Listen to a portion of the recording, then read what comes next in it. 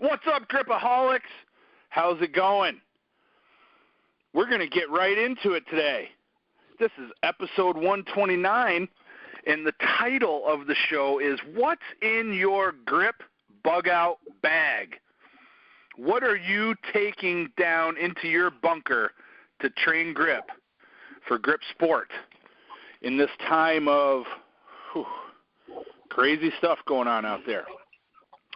So I brought this up actually as a topic because I pulled a bunch of stuff out of Peak Strength and Fitness and brought it back to my home gym where I haven't even trained barely at all since moving down to the gymnasium there.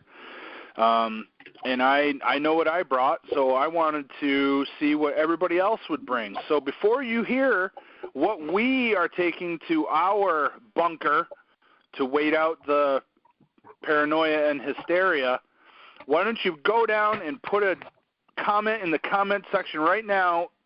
5 things. What are you taking?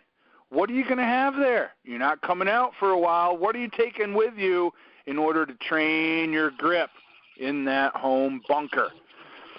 Also, make sure you give the video a thumbs up today. We're all here doing this because we love grip. So give us a thumbs up if you enjoy the show. Don't forget to subscribe. Like I said, leave a comment related to your grip bug out bag. And don't be afraid to share it with your friends because, as you know, the first rule of grip sport is you tell everyone about grip sport. All right, guys, like I said, just the other day on the way back from the gym, I was like, well, they might tell us we can't leave our house anymore, so I'm going to need some stuff at the house again. I had like no handles at my house. Everything was down to the gym, so I grabbed a bunch of stuff. So I'm going to let you guys know some of the stuff I brought.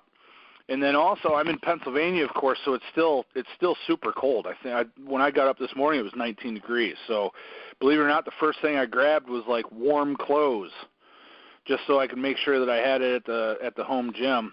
The home gym is in the garage, and I didn't want to be cold down there, boys.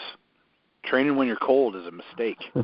So that was the first thing that I grabbed. What's the first thing you guys are grabbing, guys? Hammer for me. Alan? Yep, hammer all the way. Sledgehammer. If zombies do show up out of this deal, you got to be able to crack their skulls with something. Oh, and that's damn. a logical place to start. You're talking dual purpose now, bro. Yes, you're talking dual purpose. That's what we need to. That's what we need to be thinking about. Yep. No two ways That's a about good it. idea. See, I just planned on throwing some of my extra 45-pound plates at the zombies. There you go. There you go, like frisbees. Yeah, frisbee toss. Yeah. Gotta pick them up by the hub, though, Jedd. Nah, I haven't done enough hub training. I'd get like one. And that'd be it. I'd have to drop down to 35s, and they just don't have the same impact, brother. Yep. Yeah. Just take the 10s. Take the 10s, hold them like a discus, and go Jason Otto on them. There you go. Because every week, Jason Otto at some point grabs a 10-pound plate and starts swinging it around like he's going to haul it towards our cars. And I'm just waiting for that 1 week where he lets go of one, and it ends up like going through somebody's windshield.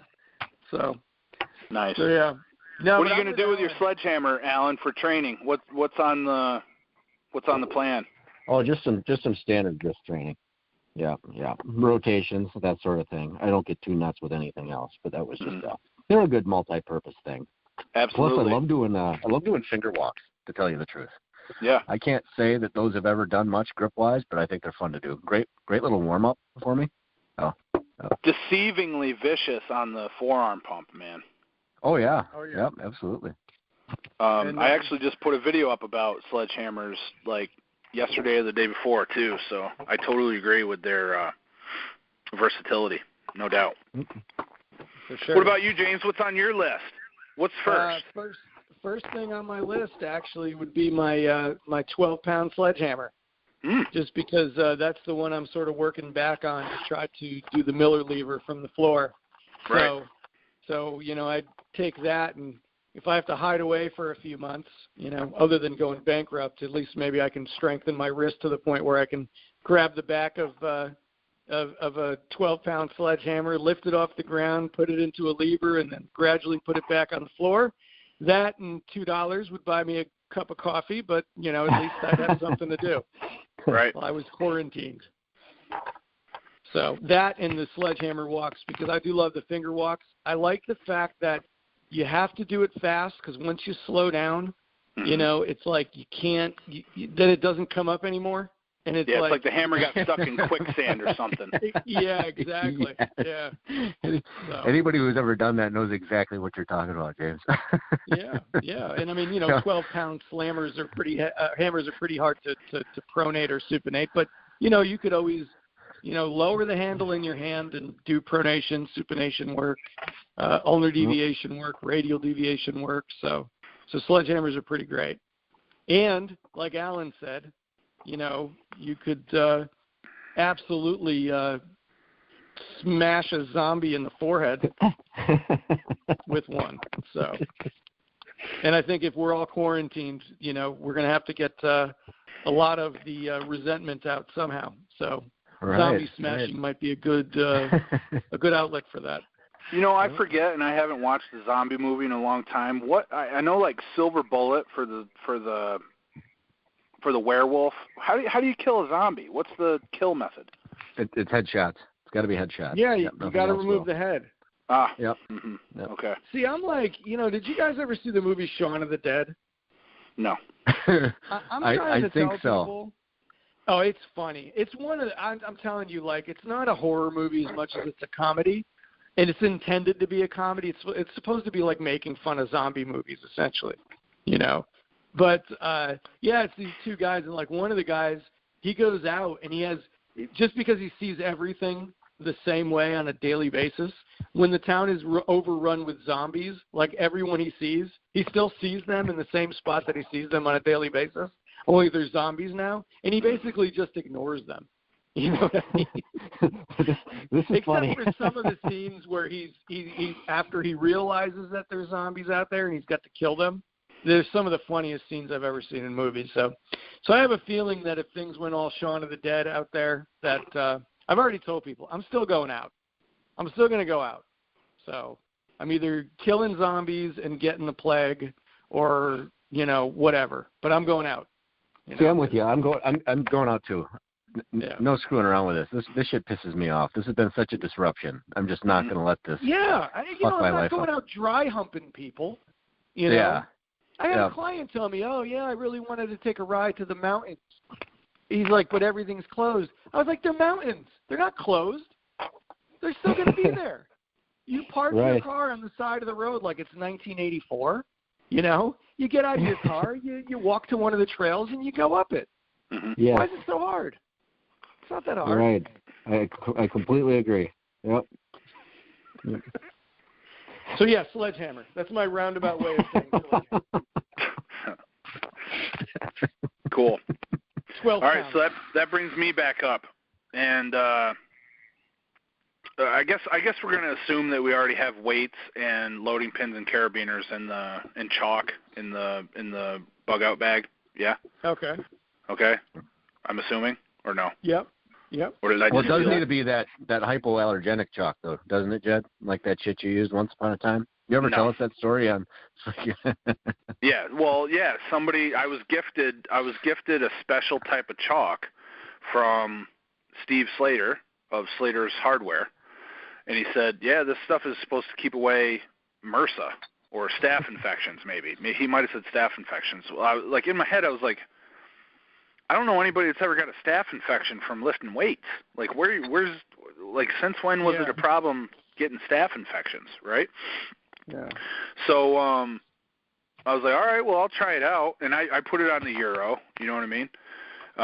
This is probably like 2011 when I got this stuff. Well, for some reason, I thought I was overtrained or something. My numbers were all going down and stuff. And Brent Barbie came up, and he's like, what's on this Euro? I'm like, nothing, just chalk. What kind of chalk? And I told him what I just told you guys.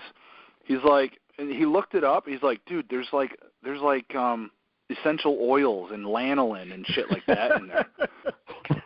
I was like, so that's why it feels so slippery? He's like, So I went with a scrubby, and I took it all off, and I never used it again. Homeopathic chalk. See, that's the thing. It's like you want to come to my house, and it's like, all right, look, I don't like Pork Chop and Gary were over today, you know, so look. It already sounds funny. Rather than my numbers go down, I would rather use chalk that somebody like soaked in their staph-infected wound than use something with essential oils in it. Right. So I'm with you, man. I'm hoping you wash that off immediately and put some Mighty Mitts chalk on it or something. Yes, I did. And dude, and to echo that point, I have a bucket of chalk that has like what dust bunnies, and it's like colored slightly gray from the airborne dust from our sandbag that we have in the gym, and I use that stuff all the time. Like, I love it. It feels great in my hands. It feels like really good. You know, I'm talking about for like to grip up on the barbell or, you know, do pull-ups, stuff like that. Nothing like I need to maximize my friction on a certain gripping lift or anything like that. But yeah dude, if it gets dumped, I sweep it up and I still use that chalk. I do not fear this current situation that we have because I've taken so many such risks in the past. So, yeah. Don't you feel like we've already had this virus, like the three of us on this conversation, dude, and we just didn't even realize it? Yeah, so like because we're just like we've all normal been guys. sick. I got tested and had flu A, but my chest was killing me while I had the flu A. So whether I had both of them or what, but I've talked to multiple people that said they got tested, they didn't have the flu, and they had something else and they just got through it. So were they sick off their ass? Yeah, they were. They were sick, but like now they're fine. You know, most of these people are between 18 and 40. So, you know, for sure. You know, my thing with it is, and I know I said this before, but I don't think I said it during the call. It's like, you know, do you want to protect vulnerable populations? It's like, yeah, you know, my son's girlfriend, for example, takes a medication that makes her immunocompromised, and my mother-in-law has got COPD. So it's like, you know, I want to make sure that I'm not getting them sick. I haven't been around them either, you know, and I know one of the best things you can do to prevent other people from getting sick is to prevent yourself to the best of your ability to get from getting sick. But, you know, there's going to be consequences to people severely changing, you know, their daily routines, like severely changing them to the point where they socially isolate themselves. You know, there's going to be some serious consequences. Not to mention, it's like, you know, it's a tough pill to swallow for people who have made it a point in their life to never live in fear. You know, when you tell somebody like that, like, just go home and lock yourself away kind of thing, it's like there's that part of them that says no, you know, like, right. What the hell with you? I'm not doing that. Not to mention, I don't know about you guys, but I read enough Orwell and Solzhenitsyn to know that, like, you know, you don't really want a political party from either extreme, you know, telling you to basically taking away all of your rights and saying, you know, go lock away yourself in a home. It's like, no, you know, there's been enough horror stories in history, you know what I mean, to say that this is not a good idea. So it's like, I think right now the thing people are having trouble with is deciding exactly how much caution we're supposed to take and how we're supposed to live in the meantime, so that, you know, we don't infect people, or, you know, we don't lose too many people over this, which, by the way, we haven't. You know, it's not the fucking Spanish flu, pardon my French, but it's not. You know what I mean? And I don't care what CNN says, you know, it just doesn't look like the projections from any of these countries look nearly as severe as what things like the, you know, that dopey governor of California has said, you know, about how, you know, 40 to 60% of the population could be infected and millions could die. It's like, you know what? None of the other countries have followed that model, not even China. So, and you're talking about a country of 2 billion people plus, you know, and people are packed together, and it's where the virus originated. So, I don't know. I think so much of what we're seeing right now are the consequences of hysteria, forcing people to set very avoidant goals in their lives. And, that's the way people develop severe anxiety disorders, is through setting avoidant goals in their lives. So there's going to be consequences to this, but a lot of them are going to be the things that people aren't intending or foreseeing. So Anyway, sorry, I don't mean to get off track. It's just this whole thing's been aggravating me. Yep, I agree. Understandable. Well, I'll go ahead and throw out my second one, guys. I'm actually going to throw the Flask in there. I gotta maintain. I gotta maintain in order to maintain my strength. I gotta work on stuff a lot. I gotta keep that in there. So I know that's coming up at the United States Championship in April. I'm planning on running it. So hopefully we're still allowed to. It's coming up in the June North American Championship. So got to stay on top of stuff. So I gotta have my Flask. Been doing both one and two hand pinch lately, mostly two hand, but some one hand in there as well, because the one hand will be in King Kong at the end of the year. So that's on the list as well. Over to Alan. All right. I like the Flask too, Jedd. You know what? It's the immature side of myself again. But you throw that thing on a loading pin again, boom, double-edged weapon. You can smash the shit out of something with that. So it's perfect. So you get your grip training and, again, bash some serious zombies with it. Alan's be all about that. Ever since Alan got this new job, he's always multitasking. He's got too many things going on, so he had to teach himself to multitask. I think he's become more violent too, James. Yeah. You might want to talk to him about that off air. Yeah, I know. It could be that. It could be the kickboxing too. He's back kickboxing. So fucking they shut that down because of all of this. It's just like that's why just like Alan's the gyms so and everything. Irritated. Yeah, he hasn't kicked somebody in the hip in a while. Everything fun has just been shut the hell down. You can't even go to like a restaurant right now. You can do takeout and stuff, and that's it. Yeah. This is just Do you know what I do? I go to lunch, and then I take my food and I eat it outside in front of the restaurant. Yeah. It's just Well, it's been like 70, 80 degrees here too, so that helps. But that's what I've been doing. It's like, what am I going to do? I feel like since they shut the schools down, and now all of a sudden I have like a little bit more free time theoretically, but I can't do anything with it because, they've just shut. I mean, I've been doing some stuff outside, but it's just all the go-to places you could go and do anything, they're just you can't. It's all closed. Yep. Yeah. Right. It's like a Sunday in 1975. You can't go anywhere. So, well, I'm not with you guys because I would not have a Flask. I mean, well, we already know that. Like, there could be a threat where, they could be shipping off people who don't have Flasks and trains to a concentration camp, and I'm still not going to get a Flask. So you guys are on your own with that one. Well, I just want to say, Alan said he likes the Flask, and I did not say that. I said I got to maintain my abilities on the Flask. So let's clear that up right now. I don't know if I want to avoid a concentration camp by or whatever you said. I don't know if I'm going to go that extreme. I think I'll sleep with the Flask under my pillow before I go to a concentration camp. But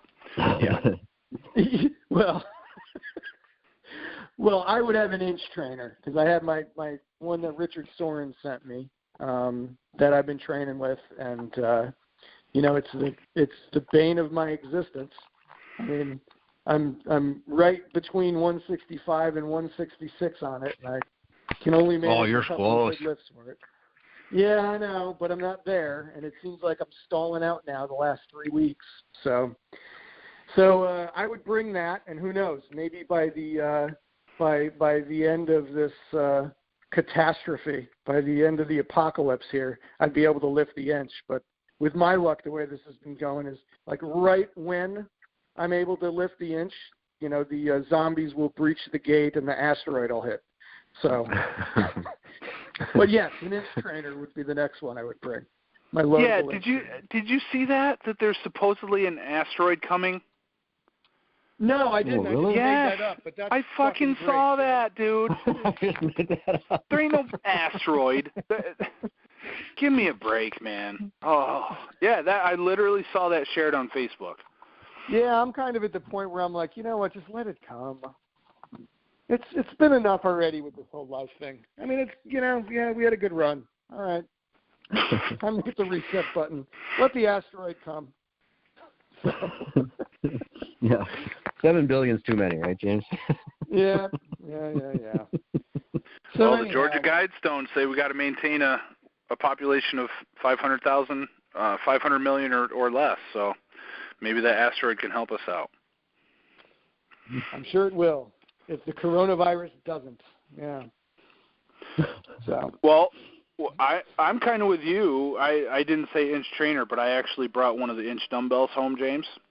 Yeah. And that's because, you know, just like most people are afraid of the virus, I'm afraid of dropping my inch dumbbell from shoulder height or above at my gym now, since I broke the floor about a year and a half ago. So I'm looking at this as an opportunity to work on my inch dumbbell cleans again, because I actually did not perform one in the year 2019. I performed like 5 in the year 2018, but I did not perform any in 2019. So I got to get back on that shit. Yep. So that was included in the bug out bag. It's going to be tough if I have to like bug out to like an underground cave or something with an inch dumbbell, but I got to have it now that the floor is concrete and not just a wooden floor. Understood. So there's my second piece of equipment. And, you know, because it's like an asteroid when it hits that ground at the gym. And I don't need any more craters, bro. Understood. Understandable. Nice. What about you, Alan? What's number 3 in your bug out bag? Blob for me. Blob for me. Yep. Love it too much. Yep. I'll leave the part about, you know, we did that prison talk where you put it in a pillowcase and bash people. I don't think I need to do that with everything else I got, but yep. Get the wide pinch in. Yeah. Could remove some zombie heads that way. The old homie the clown move. Put the blob in the pillowcase and hit the children with it. I like it. Yep. I like it. Well, my third one would actually also be a blob, but it would be the half 110 legacy blob that Pork Chop left at my house that I'm trying to lift. And I swore off after I lifted a 50-pound blob. I swore off of them. And then that bastard Pork Chop had to leave his at my house.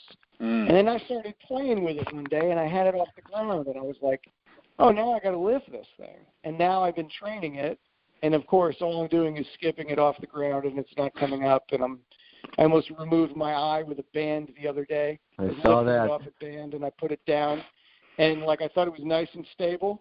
And then it came, I mean, you could feel the wind come by my eyelash. You know what I mean? It was like I almost snapped myself in the eye with a band. I didn't see that video, dude. Was this some kind of setup in order to make the 2-arm French press with the inch dumbbell even harder? Or it was, no, that was, I used a chain for that. No, what this was after I got done doing kind of lifts and holds with the blob, I wanted to try to take it off the floor with a band underneath it. And just sort of like, you know, because what I found when the band lifts it just a little bit, I can kind of continue through without the band. So when I put it back on the band and I put it down, it rolled and the band snapped up from the floor and almost hit me in the eye. So. But Adam Glass actually told me, he said, you know, don't even bother with the band, he said, because it doesn't really help that much. He said, pretty much what I have been doing, you know, the sliding up, the David Horn technique where you slide the blob up at an angle, you know, with each hand. You just keep like kind of sliding it. You know, that's and getting like little skips and stuff.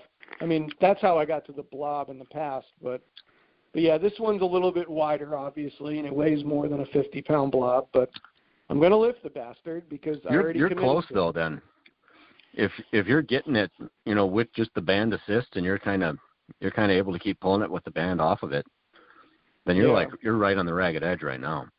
Yeah, we'll see. You say he's on the rag, Alan? Oh, I'm definitely on the rag, especially lately. If there's anyone on the rag, it's James. So, but anyhow. Well, I did not choose any blobs. It was a hard choice. I was going to bring one of the either a half 145 or 150 to the gym, but I decided against it. I figured I'd focus on other things, and I went with a crusher, believe it or not. And no, not the 2.25, the 2.5, the original 2.5-inch crusher that I have used for years and years is at the gym again for the first time in like close to 2 years. Wow. Yeah, you do know. What? Sorry. When you crawl out of your bunker, there's going to be like 5 people that lifted that 145 and the 150 then, right? Oh. You might want to reconsider, Jedd. Jeez, they're going to Alan, be training their asses off. Wow, Alan. Ooh, man, should I I may have to reconsider. I may have to reconsider, bro. You don't want to be the only one not working on it. Yeah. Well, I was like, I kind of weighed my options, and I went with that. Maybe I made a bad decision there. Maybe, it's like the people that decided to cram as much toilet paper into their cart as they could instead of actually getting some food or something in there. So I may have made an error. Don't even get me started on those retards. Jeez. I was telling the guys, you know who those people are? I'll tell you exactly who those people are. Those are the people who would step on a little baby's face to get off the Titanic. That's those people, the people hoarding the toilet paper. I'll tell you who those people are. All right, so no blob for Jedd. No blob, bro. Crusher instead. What about you, Alan? The hub. What's your next weapon, Alan? Or what's next in your bug-out bag? I'd have to do it. I'd have to take one for Jerome, the Iron Mine hub. There you go. Not a moon top, not anything else like that, but the genuine. Keep it going. Well, that makes sense. Click. I'm probably the only gripster in the world that would not have even considered the hub. I would have let the zombies have it. I'd be like, here, take my hub. Yeah. That is awful. Try to distract them, throw them a hub, run the other direction. Here. Well, you could use the horn hub, That thing's like a Chinese throwing star, You True. At them. Dude, what is up with that, man? Every edge on those devices. We just got a gold bar. I traded a gold bar for a brand new one-hand nightmare to a guy, and because he was buying it from somebody who was, unloading some of their equipment, and he said, "Yeah, I'll take the gold bar." He thought the gold bar was a crusher because the crusher had like a patina to it, and it was kind of goldish. He didn't know what the gold bar was, so I was like, "Dude, I'll hook you up with a Napalm's Nightmare for that gold bar." Dude, if that slips and hits your what's that artery in your leg? The femoral. Yes, artery? dude. Yeah. Dude, if that catches the femoral artery, you're done. Forget about COVID-19. Forget about it, bro. If you're trying to dual purpose all these grip implements, you better get one from David Horn's World of Grip because the edges of those things are freaking dangerous, bro. No, I know. I have his on his hub. I agree. They there was nothing done, and I understand he isn't making the equipment, but whoever was producing it clearly wasn't doing anything to knock the edges off of that. Holy! They have some very sharp points on them. They will literally cut the shit out of you. Oh. If like it slips out of your hand at the top and kind of hits at an angle, you know how they tend to kind of bat back and forth a little bit. Yes. You get one of those. Yeah, that collides with like a kneecap or a shin. That's what's stuck. Yeah. It'll open you up. They're dangerous. They're dangerous. Yep. Yeah, it's not good. I cut my calluses off the other day with the edge of one of those, man. It worked pretty good. I had to trim a callus or two. There you go. So, yeah. Start chopping onions with it. Just take it off. Start chopping up potatoes and garlic. Nothing I like better than my implements smelling like onions, bro. What's your third one, James? What's third on your list? I would take the lever top, just because I'm training to get to 120, even though I've stalled at like 117. My last few cycles through, training cycles, when I've tried to 1 rep maximum 117, it's just floated. I haven't been able to get it in like a good parallel position, but my goal was 120 this year, so I would lock myself away with that and hopefully be able to achieve that by the end of the zombie movie, the 6-month-long, hopefully, zombie movie. James is so frustrated at being like 1.5 pounds, 2 or 3 pounds over the world record. It's not even funny. He's like ready to punch somebody. Well, my progress is stalled. I'm at the top of the chain, and I can't beat myself anymore.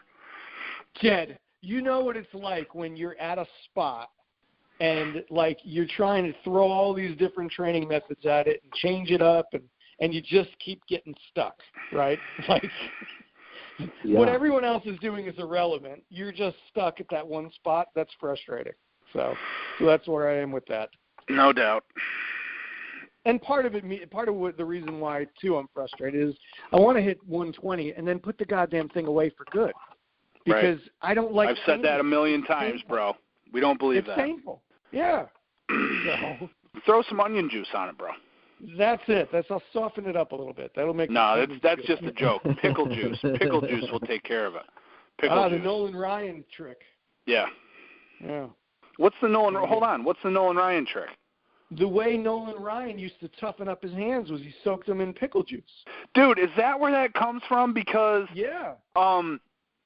one of the top 2 pitchers on our baseball team at Mansfield used to soak his fingers in pickle juice, and I had no idea why he did it. Haven't I talked to you about that, Alan, in the past? Oh, maybe Alan. No, I don't remember hearing about that. I thought maybe we brought that up on Team Napalm, but I remember him soaking his fingers in pickle juice because he threw a vicious curveball, James. I was just about to say that. When he released, there was such pressure and such friction you could hear it flick off of his finger.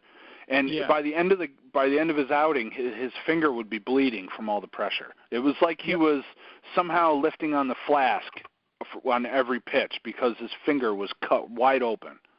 Yep.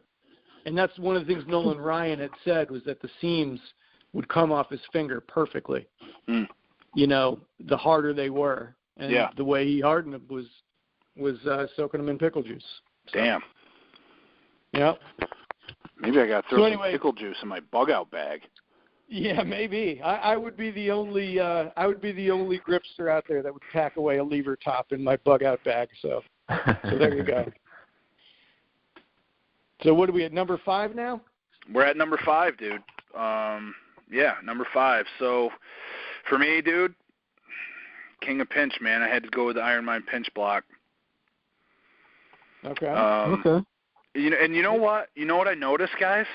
So I bought John McCarter's pinch block off of him years ago. I don't know why. I think it was a good price, and I grabbed it, and then we ended up training on it for the 2018 meet that was in Philadelphia in April that year. But when I got it, it actually had like a dent in it. So like if you lift one way on it, you can pick up probably like 10 more pounds. So we always trained on it backwards so that we didn't get that benefit. So another one came up for sale real cheap, and I bought that one too. And, dude, they're totally different. And I'm not talking about the paint job. Like, I think I have 3 or 4 of them. Like the oldest ones have a different paint job on them, so they just, like, collect dust. But there's the new one that I have, the angles of the the bends in the the corners basically are totally different. Like one is like on one pinch block, it's much sharper than on the other one. So like because the one is rounded, there's no consistency, dude. There's no consistency. Your hand just slips right off. You can't put any chalk on it. Your thumb just rips right off of it. The chalk comes right off. Oh wow! Like they changed them again, and I saw the pinch block that. Are you guys familiar with that guy Manos? It's like Manos. I think he might be from. He's from Europe or somewhere. Maybe. Manos nucleosis. That's hilarious, dude. That is hilarious. I would have to look his name up, but his first name is Manos. Okay. And which actually means hands in Spanish. Yes, it does. Yeah. So Manos dis Piedros. You ever see Weekend at Bernie's? Stone hands, hands of stone. Yeah, Manos dis Piedros, huh? Yeah. You remember that scene? I don't remember that. No, honestly, I don't remember it, but I don't remember that either. I've definitely seen that movie. You guys should pack away the DVD in your bug-out bag so you got something to watch while you're doing grip shit. Yeah, I actually recorded it on DVR like within the last year, and then I sat down to watch it, and it was, dude, honestly, I don't know why, I just found it so boring. I just stopped watching it and deleted it off the DVR. I was getting nothing out of it, and I mean, I'm the kind of guy like if I even modestly enjoy the movie, I keep it there and I will watch it like every couple weeks. So, you know. Well, in like 1986, that shit was funny. So. Right. Right.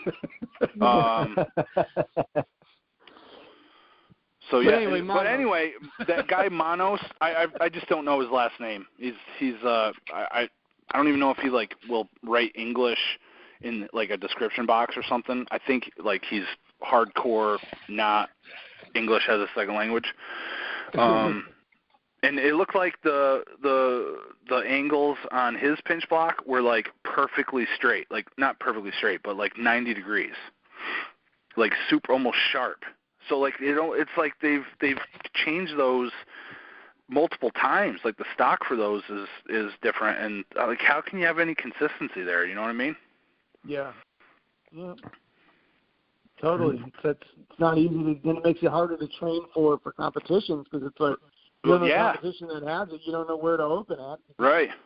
You're going to show up, you're going to walk in there, what's going to be sitting there? Yeah. So, so I brought the rounder one just to make it harder. And even on the one I had before, like, it never tore me open. Never. Not once. Yeah. Not one time. So I brought just to make sure it doesn't happen again, I brought the rounder one, try to get better at that. And that rounds out my bug-out bag, guys. Yeah. It was a good bug-out bag. Alan? Inch pinch for me. I love that thing too much. Oh. That's one of my all-time favorites. It's the Jerome Bloom flavored inch pinch though. It's the shallow one. Yeah. The one with the blocker on it? Yes. Okay.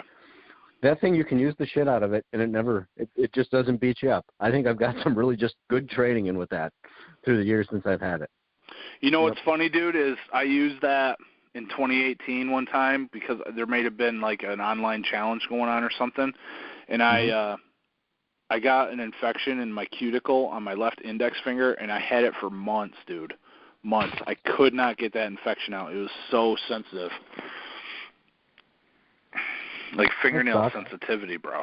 Well, yeah. You know, I freaking there's something about me. I get skin infections once in a while on my fingers.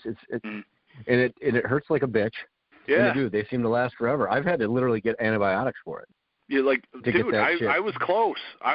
Like I was getting desperate, and I do remember I soaked my finger in pickle juice for that one. It was just like out of desperation. I was like, I know Chris Zally used to do this. I'll give it a try. It didn't do anything. I soaked it in Epsom salt, like warm water with Epsom salts and stuff like that. Nothing pulled it out. I tried putting that black salve stuff on there that you're supposed to put on sores that have MRSA and shit in them. Didn't do anything. And then all of a sudden one day I looked down and it was gone. But I was bumping that thing on, like taking a leak to open up the fly while you zip down, dude, absolute excruciating pain. Wow. See, you're supposed to just see the damn doctor when that happens, man. Yeah. People were like, dude, that's going to become septic and you're going to die. And I'm like, wow. Okay. He's like, fuck you. Yeah. Yeah. That's going to become septic and you're going to die. Well, yeah. So I just willed it away. It was just like.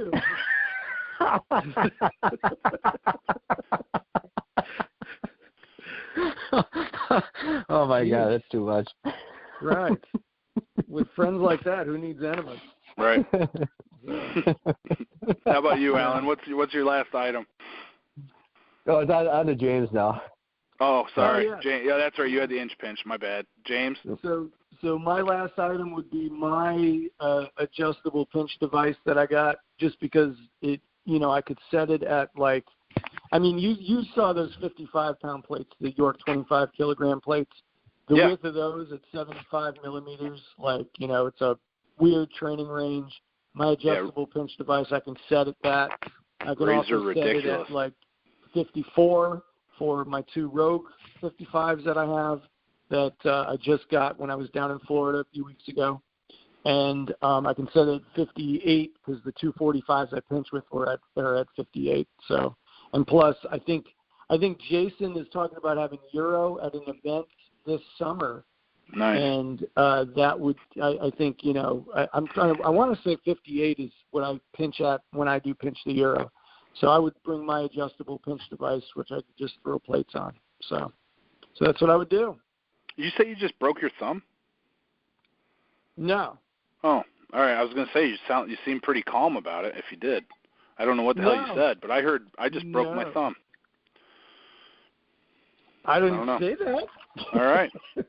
Okay. No, my thumb sucks. It always sucks, but no, it's not broken. I have arthritis in my right thumb, which, I think is part of what's frustrating me with the inch training right now. My thumb has been killing me, and the middle knuckle on my middle finger has been killing me. So I think that could be part of what's holding me back. I might need a week off or something. Right. So. Well, what's funny is my finger still hurts from the trip up to Canada in the middle of January. When I got home, I ordered one of those massagers that Storm Chileno had. It was like $50, and then I paid like $5 for a warranty, and then $15 for expedited shipping, and I still haven't received it. Guess where it's coming from? China. It's coming from Wuhan. Yeah, it's a Chinese piece of equipment. Don't mean to be racist about that, but all I'm saying is it comes from China. China. Yeah, it's going to have corona vaginosis all over it. Right. Well, good list, guys. If you notice, nobody mentioned grippers, so I'm happy to hear that. I was extremely happy that for most of his, Alan tied it into weaponry for zombie fighting. I never heard anything. I guess we could use the hub for a face mask if we really needed to. That would be cool. Huff paint thinner out of the flask. What's that? What did you say? I said you could huff paint thinner out of the flask. Oh my God! Did you say huff paint thinner out of the flask? What the hell's wrong with you, man? If I'm locked away in this house for like 5 months, I'm gonna need to do something. What the heck? I'm gonna develop a drug habit. Yeah, we talked to James. All of a sudden, we hear he's doing whippets in between items on the top 10 list and shit. What the hell, man? Everyone's hoarding toilet paper. I'm hauling out all the freaking whipped cream. Yeah, dude. Oh man. Wow. Yeah. Unbelievable. Well, good list. Anything else for the good of the grip order, gentlemen? Stay safe out there and wash your grip hands. Yeah. Yeah, Brian. Yeah. Oh, Christ. That's true. All right. The show's yours, Alan. Take it away, my dual-purposing grip implement zombie-killing friend. All right, well, that's it for episode 129 of This Week in Grip. Hope you all like it. Make sure to comment, subscribe, and we'll see you next week with another one. Talk to you later.